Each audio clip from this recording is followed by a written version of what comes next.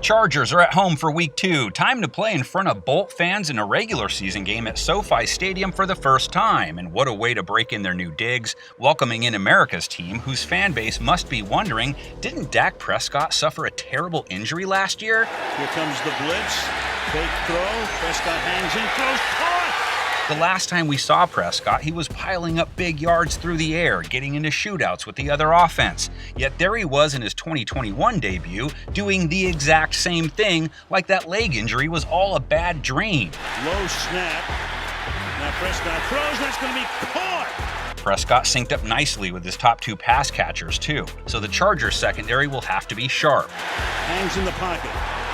Wide open, and the catch is made at the 29 by Amari Cooper. So let's say one thing right now, Dak Prescott looks great.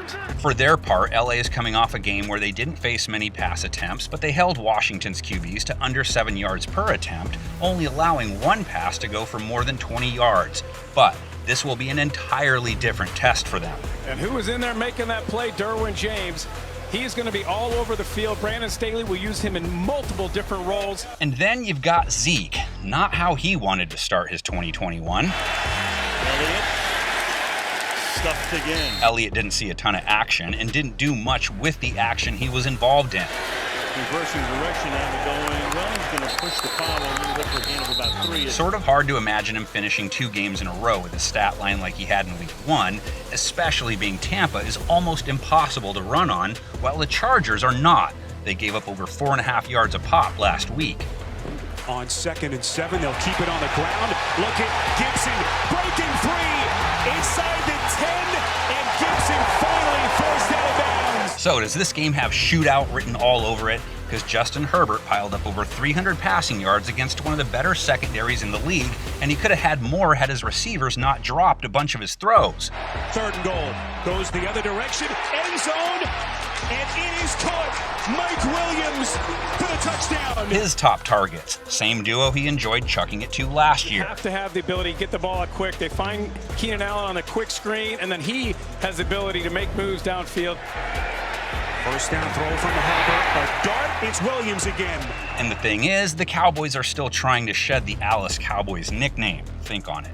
Because while they came up with 2 picks against that old guy in Tampa, they were sort of meaningless, and they gave up almost 280 passing yards to Brady and 4 scores through the air. At the age of 44, Brady steps up, avoids the rush, throws, caught, touchdown. And how about putting some heat on the QB? The Cowboys pass rush, 0 sacks, and only hit Brady twice all game. Flare him out, Brady to the outside, and that's going to be caught by Gronkowski. But I know, if you're like Cowboy superfan Scooter Magruder, that Godwin catch at the end was PI material.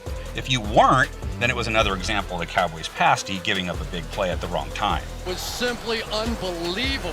Was there a push or not? Certainly got knocked to the ground. Not called. This should be one of the best games of Week 2. I don't expect agreement in the comments section, but load it up with your predictions. I'm going to get loaded too. No, not that way. I mean, I'm going to load the last screen with our panel's guesses.